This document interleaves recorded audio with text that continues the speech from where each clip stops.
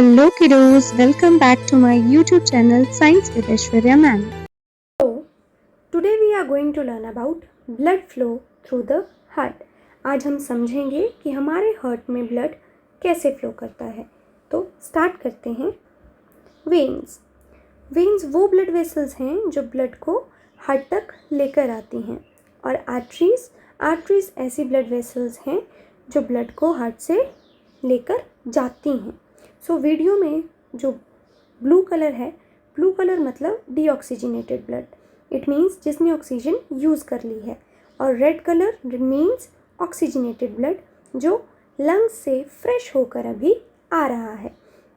First step की बात करें तो एंट्री कहाँ से होगी, तो एंट्री होगी वेना कैवा के थ्रू। फर्स्ट वेना कैवा है सुपीरियर वेना कैवा, जो हमारे हेड और आर्म से ब्लड को कलेक्ट करती है और इसको लेकर आती है। दूसरा है इन्फीरियर वेना कैवा। ये इन्फीरियर वेना कैवा बॉडी के लोअर पार्ट से ब्लड को कलेक्ट करता है। अब कलेक्शन तो सुपीरियर वेना कैवा और इन्फीरियर वेना कैवा दोनों ने कर ली, लेकिन कलेक्शन के बाद अब ये कहाँ जाएगा ब्लड?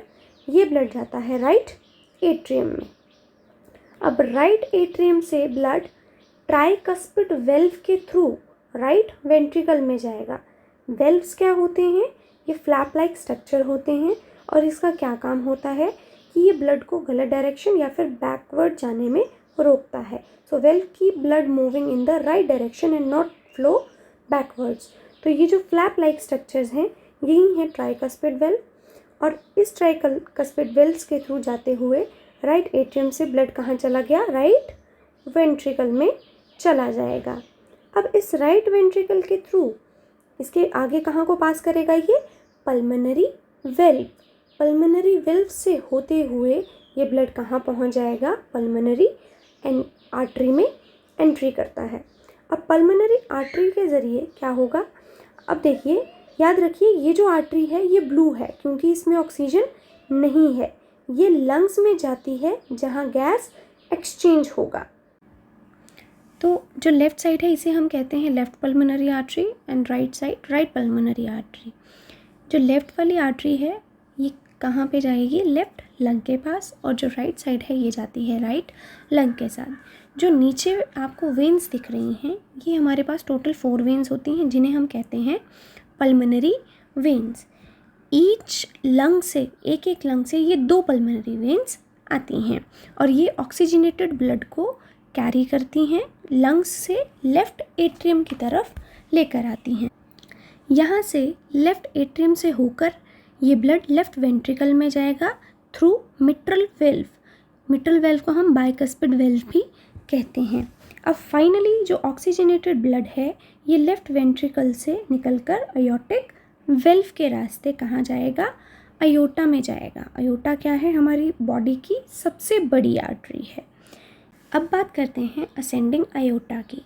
ये अयोटा का सबसे पहला पार्ट है जो लेफ़्ट वेंट्रिकल से शुरू होता है, और इसकी लेंथ लगभग 5 सेंटीमीटर होती है, और ये ऊपर की तरफ जाता है। इसके बाद ये कर्व होकर अयोटिक आर्क बन जाता है।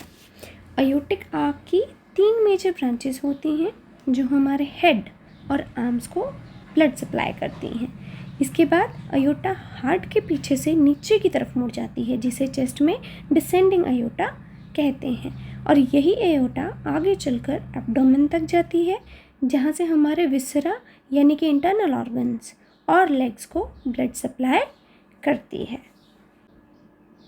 ये हमारी वीडियो की एक शॉर्ट सी समरी है जिससे हम रिवाइज़ करेंगे कि कैसे ब्लड जो है वो फ्लो हुआ हार्ट में।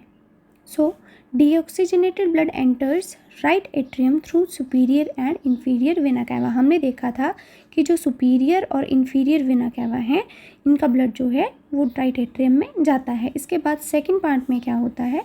Blood enters right ventricle through tricuspid valve, right atrium के थ्रू, ठीक है, राइट एट्रियम के थ्रू गया था कहाँ? राइट वेंट्रिकल में, लेकिन बीच में क्या थे?